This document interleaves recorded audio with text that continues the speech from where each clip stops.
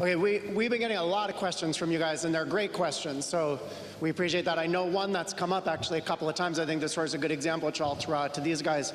Started out a little bit behind the vertical. So I would say to you guys, like, what's the plan with that? How are we going to address that? Do we address it? What do we say about it? Well, I think sometimes actually I would do a little more rising trot, and I'd let the horse go a little bit down in between. I think sometimes he gets a little bit, for me, he gets a little bit behind the vertical because he gets a little tired.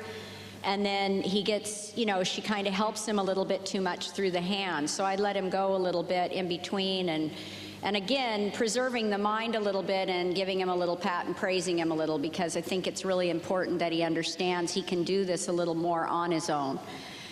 And then just giving him a few breaks like that in between the work. And you can challenge his trot a little bit there too, but you know, then finding moments, giving him a break, then picking him back up again. I just think because he is such a gangly 4-year-old that he needs a little bit of time in that as well, and not be expected to stay up in that frame all the time.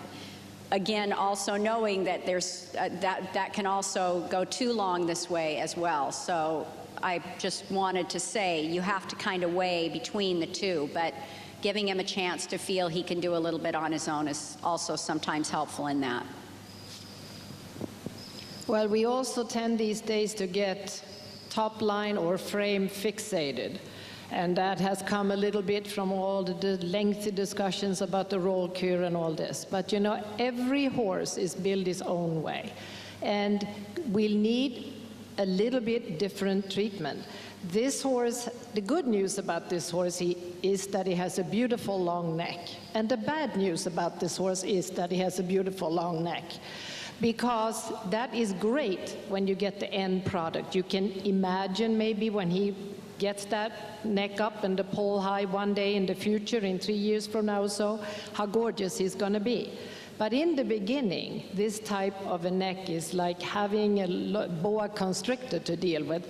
And I think Sarah is really very aware of that and tries to all the time keep that neck out so she doesn't get him to overflex and get behind, because then it gets really difficult, and you can cement them on the forehand too, and good luck getting back up where you want him.